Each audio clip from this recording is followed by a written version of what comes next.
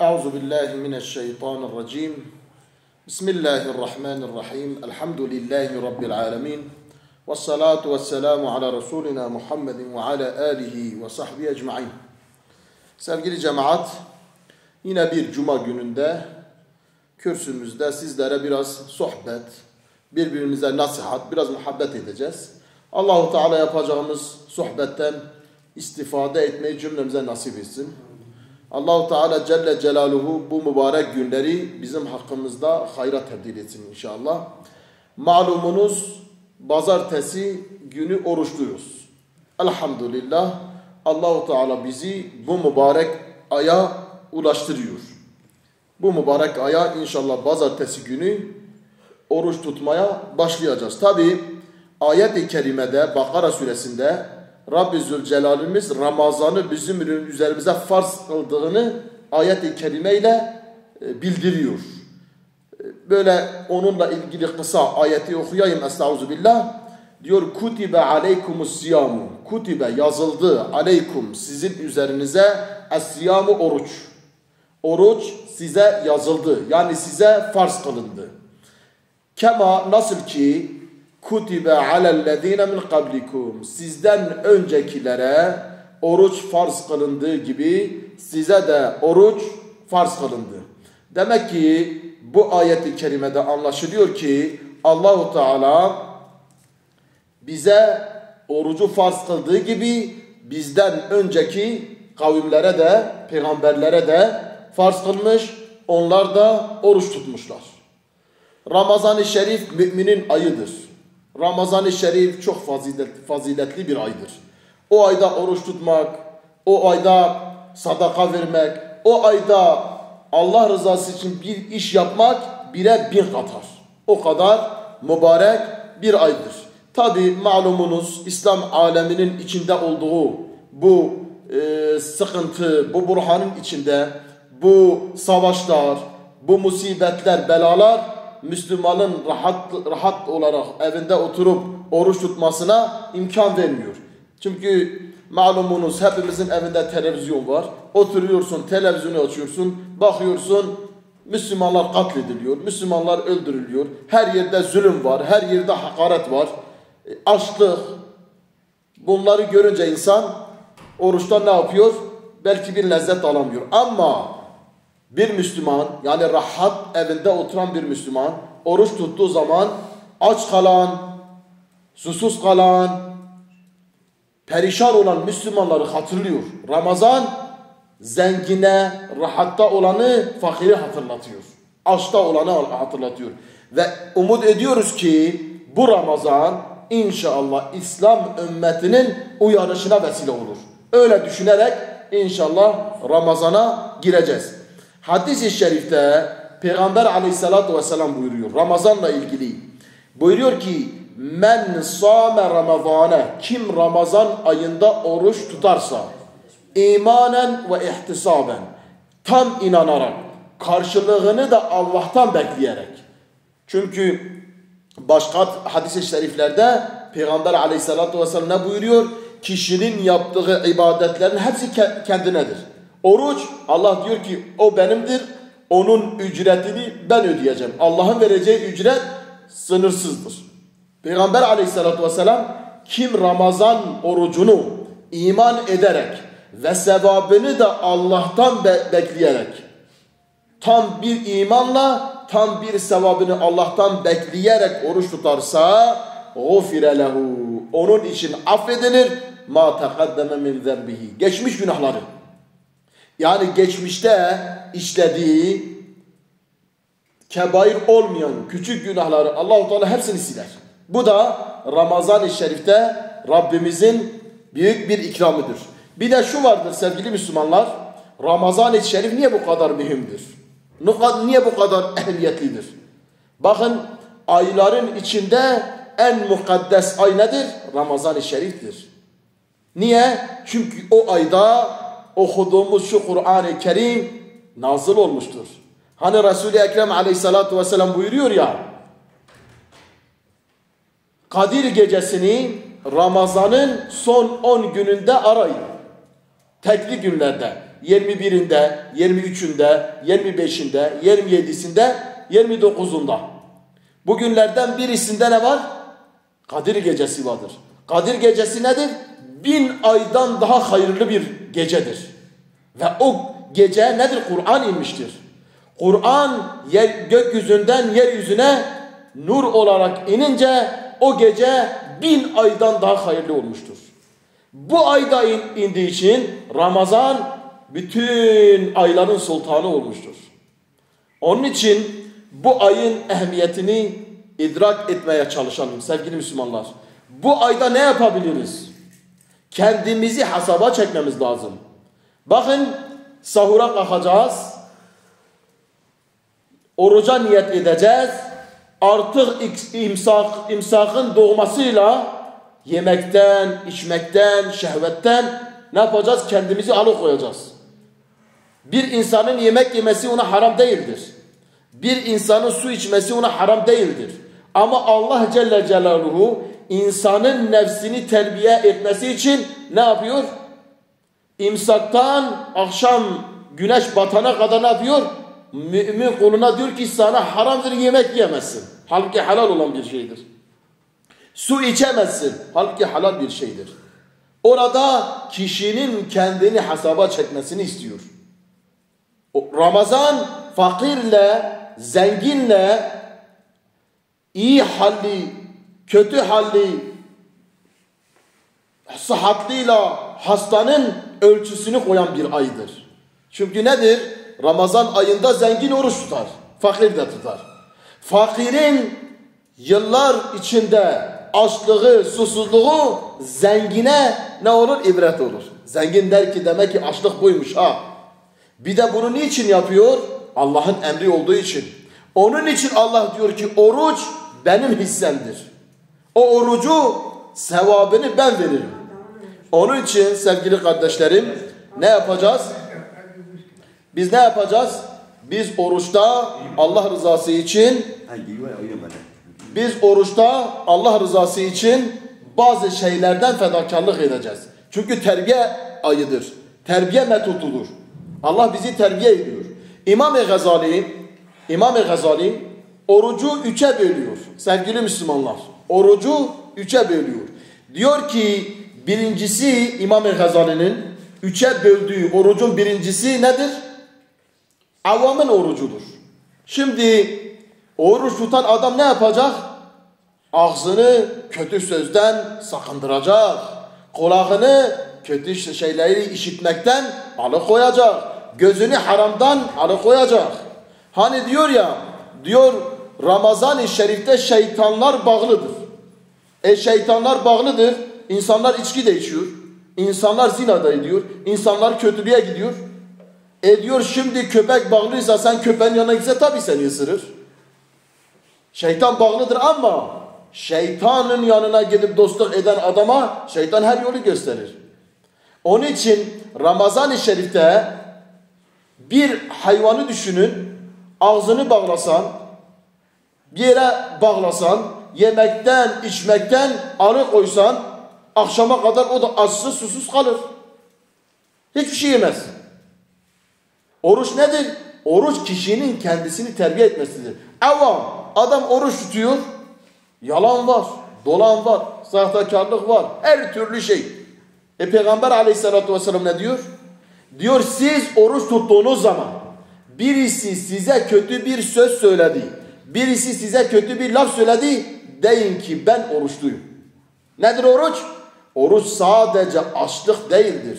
Oruç sadece susuz kalmak değildir. Evet Allah Celle Celaluhu o fecrin doğmasıyla güneşin batışına kadar yemekten, içmekten, cinsi münasebette bulunmaktan seni men etmiş. Yapmayacaksın demiş.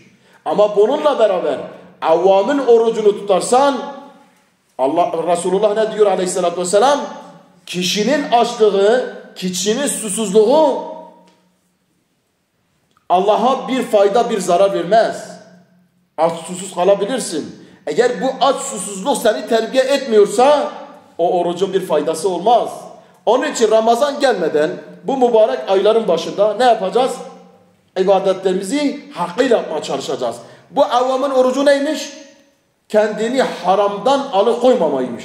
Bunun da Allah'ın bir ihtiyacıdır bu oruca. Ha farziyet o adamın üzerinde kalkar ama bir sevap almaz sevgili kardeşlerim.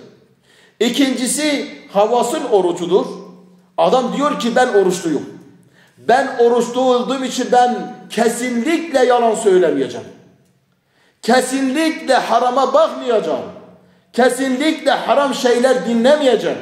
Kesinlikle haram ortamlarda oturmayacağım. Kesinlikle haram meclislerde bulunmayacağım. Sevgili kardeşlerim, meşhur bir alim var. Ahmet İslamoğlu, Allah ona rahmet etsin. O diyor ki böyle camide vaaz veriyor, meşhur bir vaizdir. Diyor bir gün diyor camiden çıkarken caminin karşısında bir kahve varmış. Dedim ki ben o kahve uğrayayım, o insanlara vaaz edeyim. Ne de camide tek vaaz niye edeyim? İnsanları o kötülüklerden, o haramlardan alıkoyayım derken diyor gittim kahveye. Baktım ki insanlar oturmuş ama herkes dedikodu yapıyor. Dedim ki bir masada oturayım, 3-4 tane arkadaşa sohbet edeyim diyor. Bir masada oturdum. Yandaki masalarda milletin aleyhinde konuşuyorlar, dedikodu yapıyorlar, boş şeylerle meşguller. Diyor ben de o masada onlara vaaz ettim. Nasihat ettim, dedim ki en azından 2 insanı da bu kötülüklerden kurtarsam, yani sebep olsam iyi olur.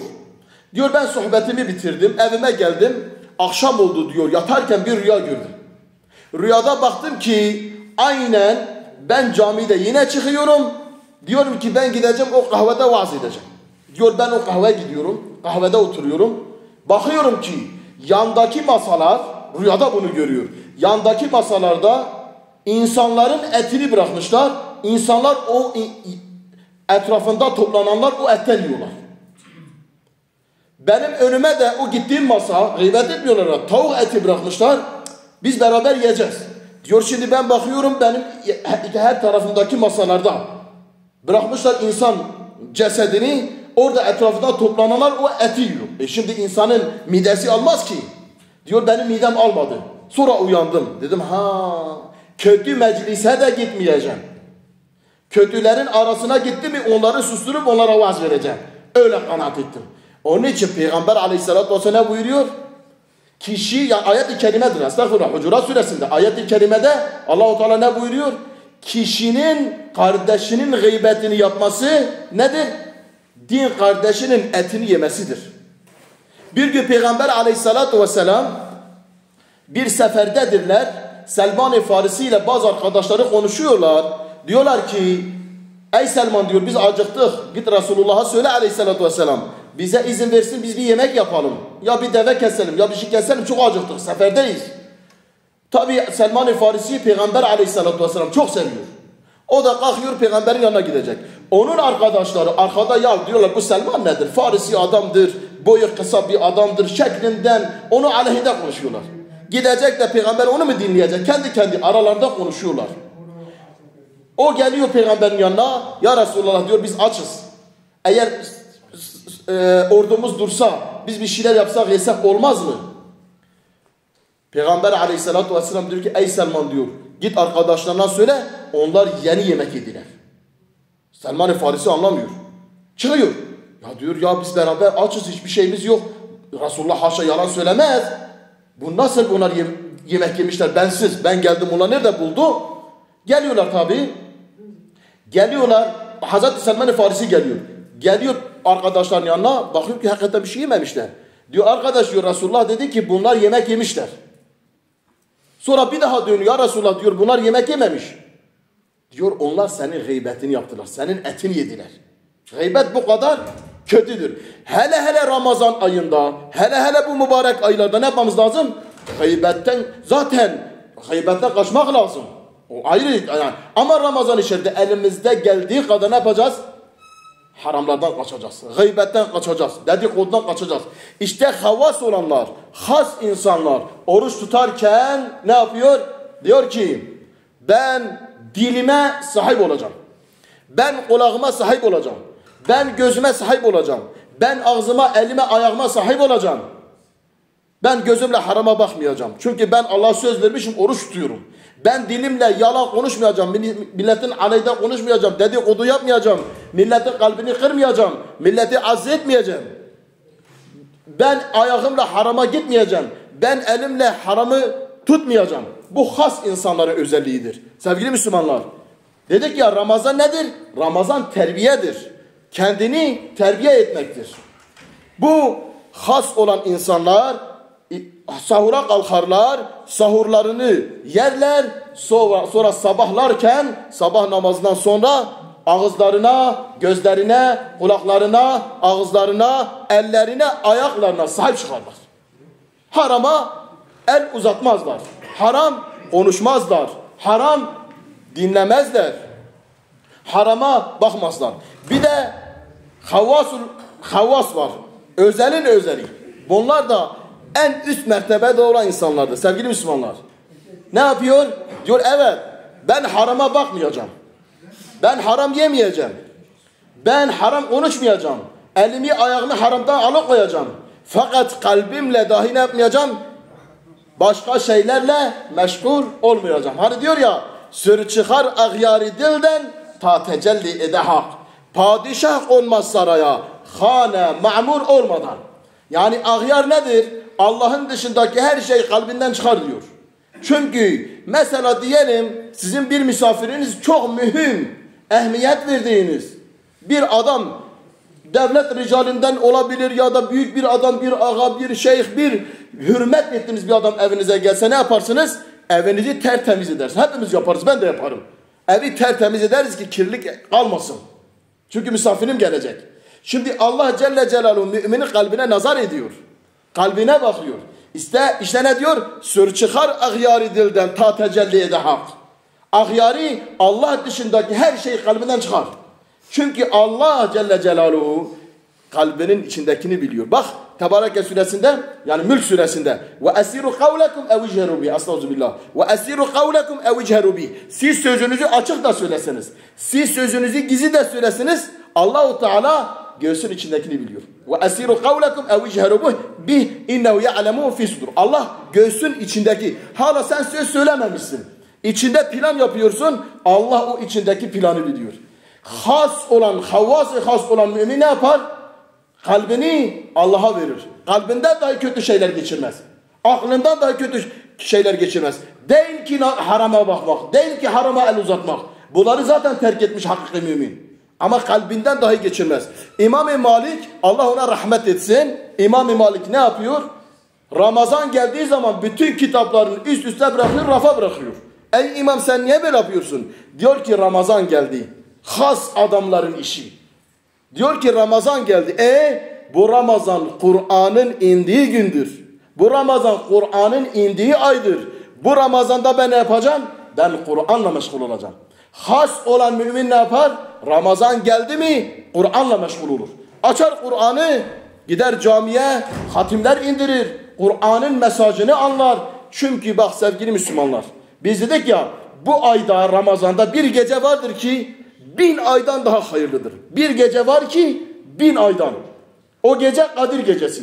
1000 ay hesaplasak tam 83 yıl ediyor. 83 yıllıkta bir küsuratı da var. 83 yıl bir insan bu geceye rast gelse, bu gecede Allah'ın kitabıyla meşgul, peygamberin sünnetiyle meşgul, ibadetiyle meşgulsa, tam o gecede 83 yıl ibadet etmiş gibi olur. 83 yıl. Onun için bu ay çok önemli bir aydır. Bu aya müminler çok ehemmiyet veriyorlar. Ehemmiyet vermeleri gerekir sevgili Müslümanlar. Onun için bir gecedir. Normal bir gece. Her gece biz yatıyoruz. 365 gün var. Her gece. Ama bu gece Kur'an indiği için özel bir gece olmuştur. Kur'an gökyüzünden Allah'ın vahyi bu gece değdiği için bu gece en mübarek gece olmuştur. Bu gece bu Kur'an'la mübarek olmuştur. Bu Kur'an'la en aziz gece olmuştur. Bu ayda Kur'an indiği için en mübarek ay olmuştur. Onun için İmam Malik diyor ki Kaddesallahu sırrahu aliye, diyor bu aya biz ehemmiyet vereceğiz. Kur'an hayatımıza yansısın. Çünkü bakınız ashab-ı kiramın hayatını okuyorsunuz. Hepimiz okuyoruz. Sahabeye bakıyoruz. Resul-i Ekrem aleyhissalatu vesselam bu Kadir gecesinde vahyin inmesiyle Mekke'ye inerken Mekke halkı nasıldı? İçki içen bir milletti. Zina eden bir milletti. Hırhızlık yapan bir milletti. Hırhızlık yapan bir milletti. Her kötülük işlerinde vardı. Ama Allah Celle Celaluhu Kur'an'ı indirirken onlar geldiler bu kötü ahlakları ne yaptılar? Terk ettiler. Onun için sevgili Müslümanlar Ramazanımız mübarek olsun. Bu Ramazan'ın bereketiyle inşallah İslam alemi bir bütün birlik olsun. Zulüm altında olan kardeşlerimiz inşallah kurtuluşuna vesile olsun. Hepinizi Allah'a emanet ediyorum.